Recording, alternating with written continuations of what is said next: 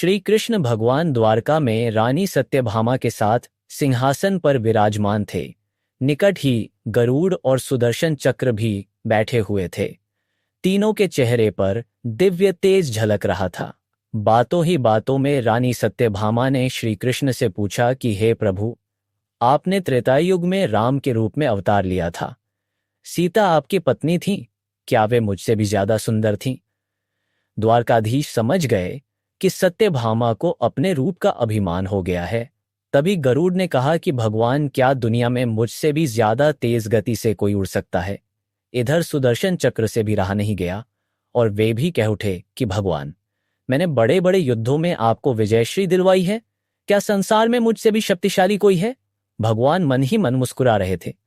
वे जान रहे थे कि उनके इन तीनों भक्तों को अहंकार हो गया है और इनका अहंकार नष्ट करने का समय आ गया है। ऐसा सोचकर उन्होंने गरुड़ से कहा कि हे गरुड़, तुम हनुमान के पास जाओ और कहना कि भगवान राम माता सीता के साथ उनकी प्रतीक्षा कर रहे हैं।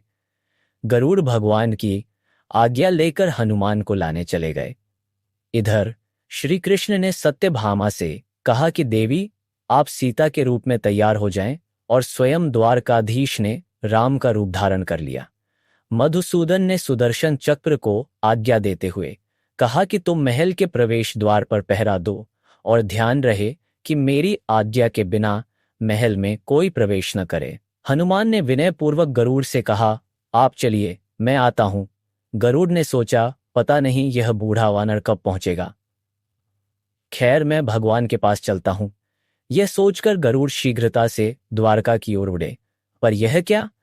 महल में पहुंचकर गरुड़ देखते हैं कि हनुमान तो उनसे पहले ही महल में प्रभु के सामने बैठे हैं। गरुड़ का सिर लज्जा से झुक गया।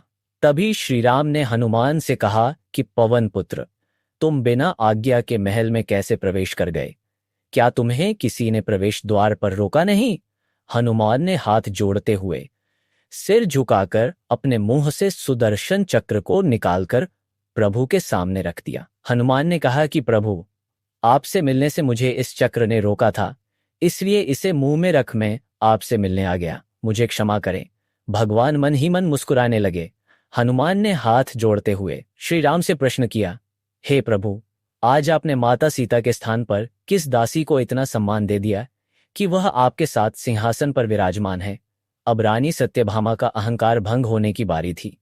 उन्हें सुंदरता का अहंकार था जो पल भर में चूर हो गया था। रानी सत्यभामा, सुदर्शन चक्र व गरुड़ जी तीनों का गर्व चूर चूर हो गया था। वे भगवान की लीला समझ रहे थे। तीनों की आंखों से आंसू बहने लगे और वे भगवान के चरणों में झुक गए। अद्भुत लीला है प्रभु की। अपने भक्तों के अंधकार को अपने भक्त द्वारा ही दूर किया उन्होंने।